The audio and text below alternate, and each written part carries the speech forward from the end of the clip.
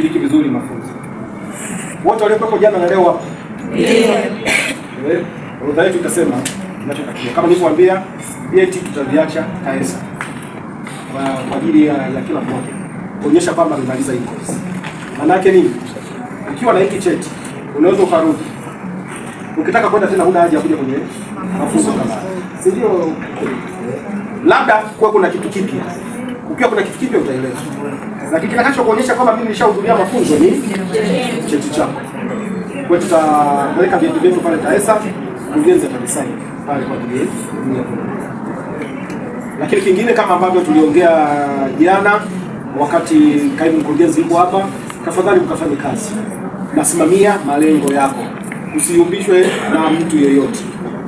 Toa taarifa pale ambapo unaona mambo yaendi mapema. Usisubiri mambo yamesha tinginganya ndio unaanza kutoa taarifa. Kwa sababu sisi tupo kwa ajili ya watu wengi. Nimewaambia nyinyi ni batch ya ngapi? Hii ni batch ya ngapi? Ya 7. Ya 7. Ni batch ya 7. Kwa hiyo manake mko karibu 400. Wanategemea watu hawa. Kwa hiyo usije ukaona wewe mambo yameshakuzidia hapa ndio unaanza kutafuta ukataka na sisi tukae tu kwenye mtandao tunaongea na wewe. Inaweza kawa ni ngumu. Inaweza tukawa tunaongea na watu wengi. Hapa tunaongea hapa kuna mwenzenu amekuwa yuko Iraki. Kutoka juzi. Mambo yake ni magumu kweli kweli. Sasa yule hatuwezi kusema sana kwa sababu kwanza kaondoka kinyume na utaratibu. Kwa hiyo tunahitimisha mafunzo. Kila watu hapa tukimaliza mafunzo tunaanza kuweli mabalozi wa wenzetu. Asitokee wakala yeyote anakwambia sio lazima kupita pale. Ukiona hivyo anakutakia mabaya. Anaenda kukuuza. Kwa sababu mwanadamu kitu cha kwanza kishaona wewe umekuja bila utaratibu.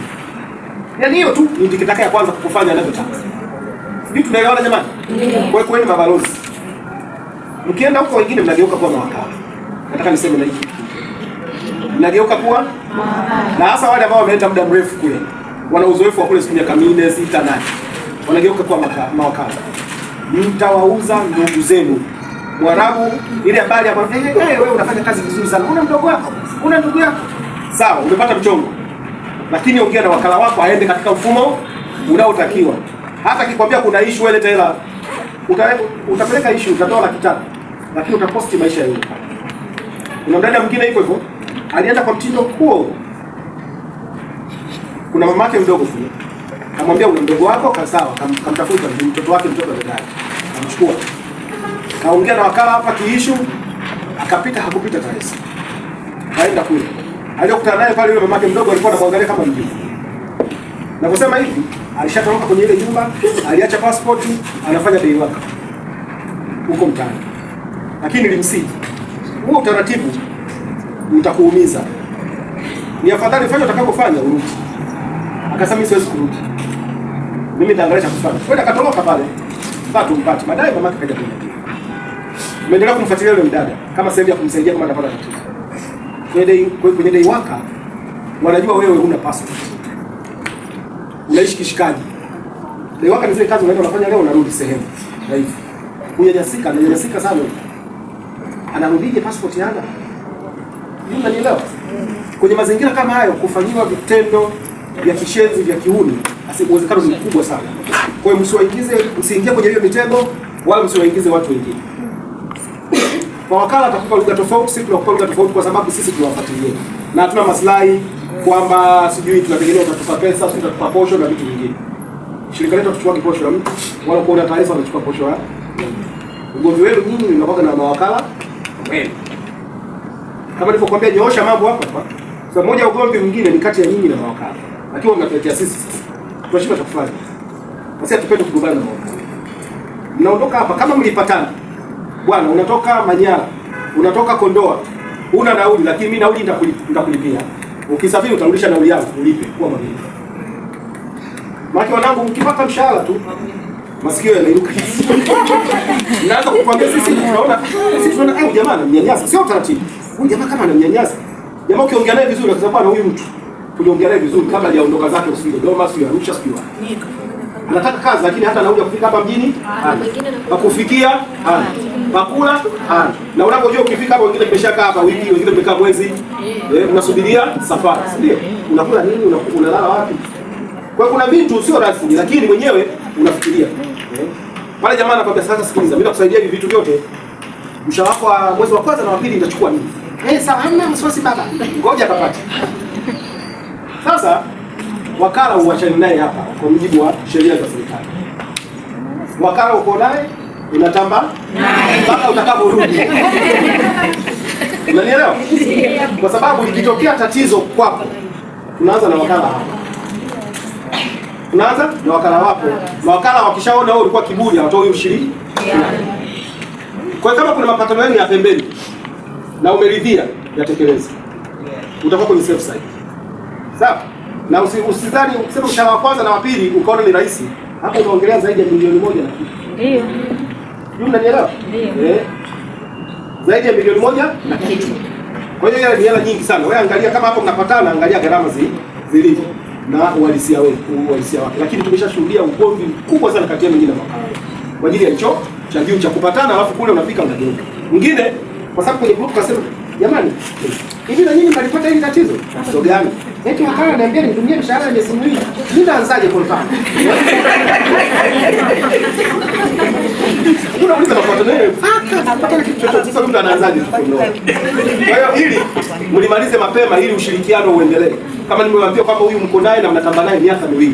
Jambo lote likitokea tunaanza kwa sababu huyu ndo anamjua wakala wa kule anayekupokea na anayekupeleka pale mmoja. Kwa hiyo tunaomba hilo mlimalize, mfanye maisha yawe rahisi. Ili kitokea tatizo hata kama tutakufanyia rufaa, hiyo ni rahisi ku. Mimi na wapongezeni sana. Kila laheri kwa wale wanaoondoka na wale ambao wanaendelea kusubiri, niwatakie kusubiri kwema. Sawa jamani? Ndio. Wakati wanatoka mkoa wa Dodoma. Ndio. Mkoa wa Dodoma wakati wanatokea huko. 4. Singida wangapi? Manyara. Mkoa wa Manyara. Arusha. Dar es Salaam. Unatokea Dar es Salaam? Unatokea Dar es Salaam au umejiandikisha Dar es Salaam? Nimejiandikisha Dar es Salaam. Lakini unatokea Dar es Salaam. Ndio tukisema wangapi wanatokea Dodoma tunataka kule mnako. Tunakuwa tunapata shida ya data. Ya kujua mikoa gani wasichana wengi wanatoka kwa sababu kuna program zingine za kuwasaidia mkiwa huko huko. Kwa mfano kwa mwezi tunategemea kutanua program zetu zingine. Hizo za kuwasaidia baada mkisharudi. Kabla kujitegemea kupata mafunzo sijui ya nini. Tunaangalia watu wanatokea watu. Sasa unakuta zaidi ya 2000 wanatokea Dar es Salaam. Lakini kumbe wewe umpiga mchongo na wakala wako umekuja umekaa hapa, vyeti vya utambulisho vyote vimetokea kwa serikali ya mtaa wapi hapa? Na sasa kiwe sio mwenyeji hapa na ukirudi hapa safari zako unakaa wiki 2 tu unasanzuka unaenda zako mkoa. Kwa hiyo muhimu sana ndio maana siku ya kwanza Alex alisisitiza kwenye fomu andika mkoa ambao unatokea. Ili tuwe tuna hizo data vizuri. Sawa shukrani sana. Nichukue nafasi kukaribisha bosi wangu aweze kuendelea. Asante. Jamani wili. Kwa niaba ya ofisi ya Waziri Mkuu kazi, cha kwanza tunataka kusema ni shukrani. Sisi kama ofisi ya Waziri Mkuu tunawashukuru kwanza KOMESA sana kwa kulifikiria hili jambo la dada wa kazi na kulifanyia kazi. Kwa sababu elimu wanayotoa haishii hapa tu kwa watu 60 ambao wamehudhuria. Naamini hawa sisi watawaambia na wengine na wengine. Kwa hiyo hii tunaita wana create awareness kwa dada wote ambao wanaenda nje. Shukrani ya pili ni kwenu nyinyi washiriki ambao mmeshiriki zoezi hili kwa siku 2 mfululizo bila kuchoka na mmeshiriki kikamilifu. Kwa sababu maswali yakiulizwa mnajibu, ikitokea zoezi lolote mna participate, maana kwamba mmesikiliza na mmeelewa, si ndio? Ndio. Mmeelewa mlichofundishwa jamani? Ndio. Mmeelewa vizuri kabisa. Kwa hiyo tunawashukuru sana sana sana. Kingine, nyie mnaenda kuwa mabalozi wa nchi. Na maana kitu kimeongelewa hivi mara ngapi bado naendelea kusisitiza. Mnapotoka hapa kwenda nchi nyingine mnakuwa ni mabalozi wa nchi yetu. Au tunaondoka kama Mwajuma au Abuya au Mwanahamisi au nani. Samahani tunamtumia sana yeye yake liko unique. Ndio unalishika haraka. Lakini utaondoka hapa kama Mtanzania, si ndio? Kwa hiyo tunategemea utabeberesha bendera yetu kama Tanzania. Utakapoiba, utakapotukana, utakapopigana, utakapoongea lugha chafu, watasema ni Tanzania amefanya 1 2 3. Sio Mwajuma wala sio Abuya, si ndio? Kwa hiyo kama mabalozi wema, kuweni na hekima, kuweni na busara. Mtapunguza kile kuchukuliwa passport, mtapunguza kutoa majina ya ajabu. Watajua kwamba Watanzania wana adabu. Watanzania ni wachapakazi. Watanzania hawaibi waume za watu wakatega miko kwamba walewe na vibabu. Watanzania ni watu wema, si ndio? Tutajulikana kwa hilo. Na kingine jamani, mwe na maadili ya kazi.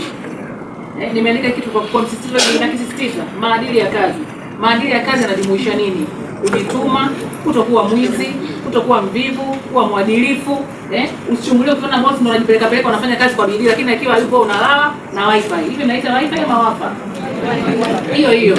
Lakini boss akiwepo ndo unajidai uko busy. Jamani, tujitume. Tumeenda kule kazini, hatujaenda kutembea. Na kazi lazima kuzifanya ni ngumu. Yaani kuanzia kichwani ndipo mwenda kufanya kazi ngumu. Sio nyepesi.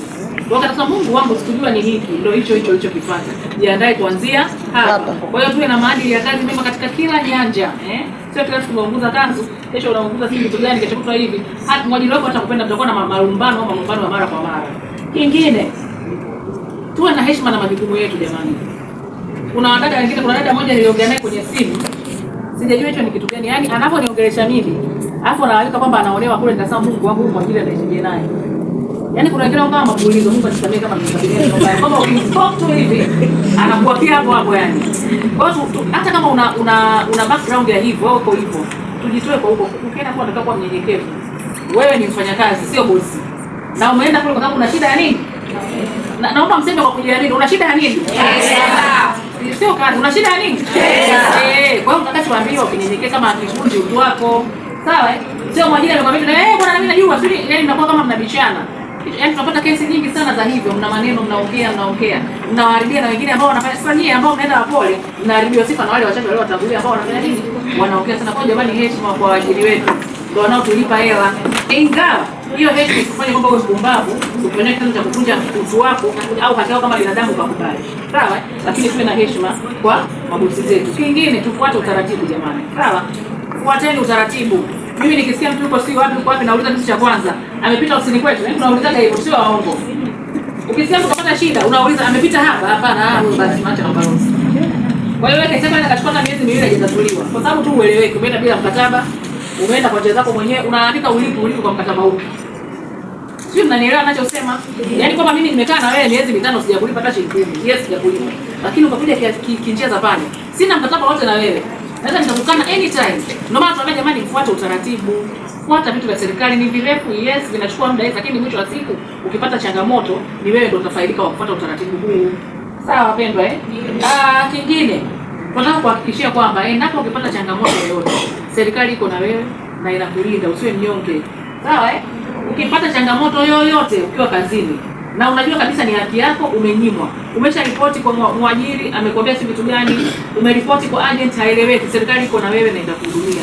Nilisema mwanzo umekumbusha kuandika namba, lakini nadhani hamjanikumbusha. Sasa andika pale namba za ofisini kwetu, watu ambao wako Oman na watu ambao wako nchi zingine, andika kwa ile karatasi, nitaenda kuangalia. Ukipata changamoto, yani jitutumue, kuwa na amani kwamba serikali iko upande wako.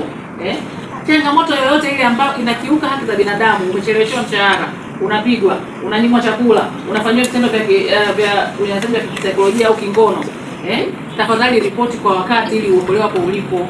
Na pia alisema pia mkurugenzi hapa, yaani hakikisha una simu ya smartphone. Utakaposema mwajiri wangu ananipiga, kama hauna thibitisho cha kupiga, ni story tu. Mwajiri wangu ananinyima hivi, ananifanya hivi, hatuna kitu cha kukiona kwamba kweli amekufanya, anakataa. Yaani kama mimi niko nataka pale, nataka alinishika hiki, anapenda sikushika. Wewe unakuwa neno langu au kesi kwake, hamna kitu, hamna thibitisho wote.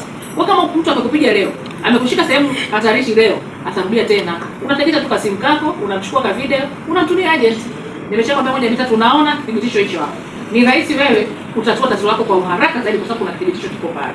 Kwa tuko pamoja na nyinyi kama serikali, msiondoke kinyonge, jiondokeni kwa kujiamini. Sawa? Jiondokeni kwa kujiamini kwa sababu umetumia agent ambaye anajulikana na serikali na vile vile imepita taratibu za serikali kama inavyotakikana. Kwa tuko pamoja na nyinyi na mwe mabalozi wazuri. Na wale ambao wana safari hivi karibuni, tunawatakia kila la heri, muende salama, afike salama na mpate mabosi wazuri ambao tutaishi nao kwa uaminifu na kwa upole kabisa. Na kwa wale ambao tunasubiria safari zetu, tafadhali tusichoke. Mambo ya kujisawisha si ndo mnaagana, muache. Sawa Endeleeni kujifunza hivyo kwa sababu afya yako nimesema itapigwa tena unapofika nchi husika, si ndio? Tunakumbuka kwa tukae kama tulivyo, tusubiri safari yetu kwa utulivu. Then ikifika mapema, ikifika haraka zaidi sawa. Kama bado utasubiri, mshukuru Mungu, inshallah kupiga sawa. Huko safari yako inakuja hapo mbeleni, sawa? Natakia kila la heri na washukuru sana kwa usikivu wenu na kwa kuwepo hapa katika hizo siku mbili. Asanteni sana. Tupate kwa pamoja